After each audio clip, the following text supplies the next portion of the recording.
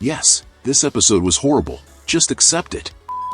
Hey guys, how are you? I hope you're doing well. I'm the Monio, the interdimensional demon who talks the most about solo leveling on YouTube, and you're on my channel. Yes, my friends, we had the fateful episode 10 of the second season of Solo Leveling, which was probably the worst episode of all for several reasons: bad animation, deleted scenes, changes that harm the narrative, lack of development of the arc, and other things. But let's take it one step at a time, and let's start by talking about the changes to the characters. Yes, Solo Leveling is a Korean manhwa, and in this arc we have the participation of Japanese hunters, who are portrayed as jerks and disloyal. It's important to mention that the Japanese hunters' plans for the Jeju Island raid focused on putting the Korean hunters in a disadvantageous situation so that they would be killed by the ants. But all of this was changed, since the anime is produced in Japan and the Japanese studio didn't want to portray the Japanese as bad characters so that the Japanese public wouldn't stop watching the anime.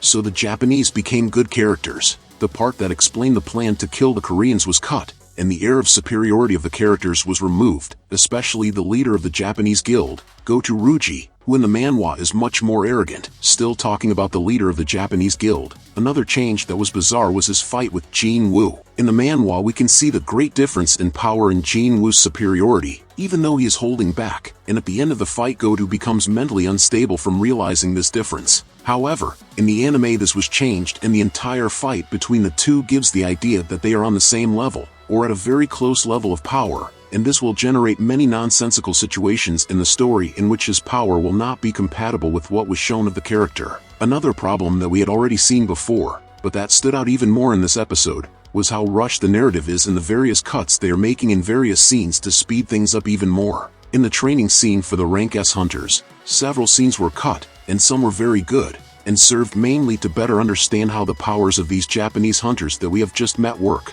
But with the cuts, everything was very rushed and we don't get to know many details, and this rush of the episodes harms the arc as a whole.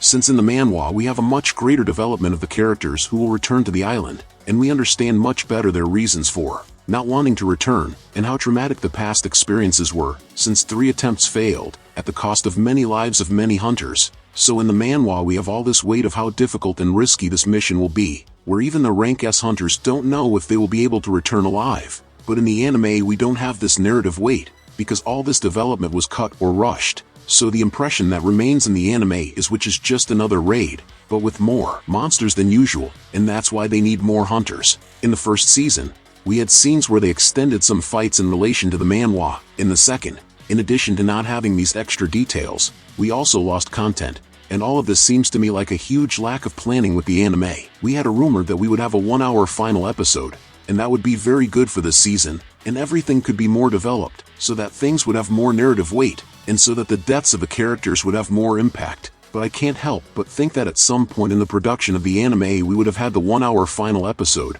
but that they cut costs and decided to make a normal episode. This can even be seen in the opening of the anime. Have you noticed that the opening at no point shows Baru or makes any mention of what is happening on Jeju Island? The opening is all focused on the fight against Baron. I even thought we would have a second opening that would show the events on the island, since this is one of the most impactful and most remembered arcs of Solo Leveling, and for me that says a lot about how the production of the anime was planned. But the Monio, the narrative is rushed and there are scenes cut because the anime is being based on the novel and not the manhwa. Really? So why are the framing of the scenes always based on the scenes from the manhwa? Jin Woo wears casual clothes most of the time. Changing his clothes would make zero difference in the story, but of all the possible clothes he could wear, he wears the same ones from the manhwa. Why? Seriously, guys, this story about the anime being based on the novel is pure nonsense from the studio to justify a production that is leaving much to be desired. In the first season, we didn't have all these cuts, and consequently, no one said anything about it being based on the novel. I think this lack of planning is a shame, because the direction of the anime is good. A good example of this is the scene of Jin Woo's mother waking up from her sleeping sickness. It's a scene that I can safely say was better in the anime, since the direction makes a point of preparing a moment to be emotional,